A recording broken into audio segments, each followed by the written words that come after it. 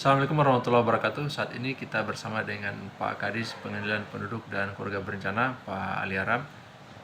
Gimana Pak Kadis terkait dengan program di instansinya Bapak untuk menekan atau mengurangi angka stunting? Yang pertama, stunting kita di Kota Bau ini untuk tingkat provinsi kita masih di atas rata-rata, kita masih urutan ke-10 dengan 27%. Tentu itu hitungannya adalah hasil verifikasi 2021. Kemudian dari 27% itu tahun 2022 ini kami sementara verifikasi ulang di lapangan. Untuk sementara data yang sudah masuk di tabulasi itu sudah hitungan kami mencapai sekitar 22% sampai 21%. Mudah-mudahan akhir tahun ini kita bisa mencapai sampai 20%.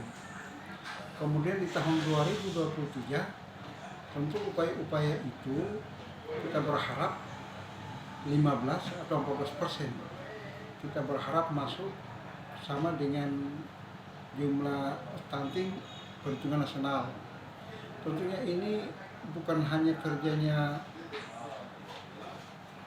Dinas Pengendalian Penduduk dan Keluarga Berencana. Ini merupakan program nasional yang sampai di daerah, yang dimana intervensinya itu melibatkan banyak stakeholder, termasuk OPD yang terkait, misalnya pekerjaan umum, perumahan dan pemukiman dan perumahan, kemudian pertanian, kemudian Dikbud, kemudian perikanan, perindak. Kesemuanya ini harus mengambil bagian. Termasuk beberapa? Termasuk baterai. Kenapa demikian? Karena di dalam komponen yang perlu jadi perhatian kita, yang pertama adalah bagaimana sanitasi itu, bagaimana sanitasi kita. Rumah-rumah kita punya jaman keluarga atau tidak ada. Kemudian peserta KB yang utamanya ibu-ibu yang kelahirannya di bawah usia 2 tahun sudah punya adik lagi, yang tentunya itu. Kemudian juga ibu-ibu yang melahirkan di atas usia 35 tahun ke atas, risikonya besar kepada anak-anaknya.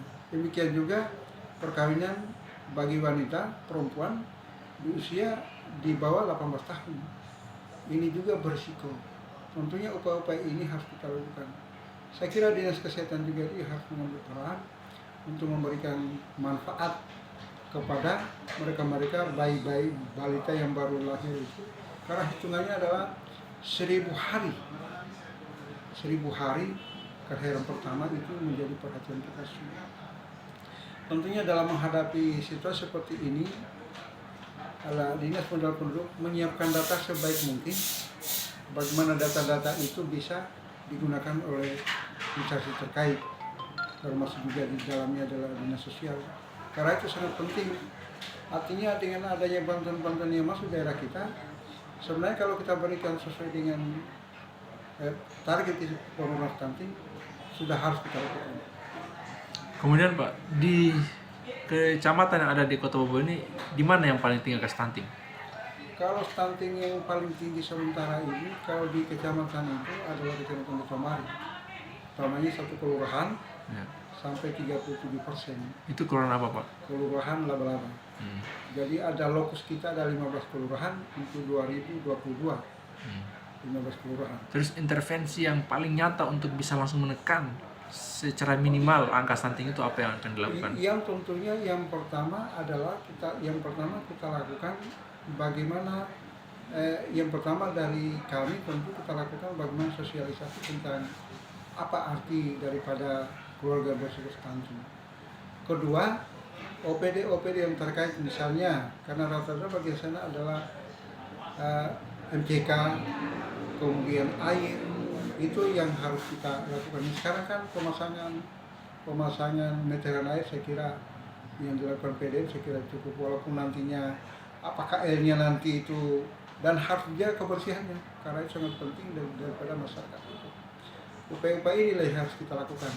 Jadi saya kira kita harus semua OPD bekerja sama untuk menekan dan menurunkan angka keluarga yang beri ke stunting ini.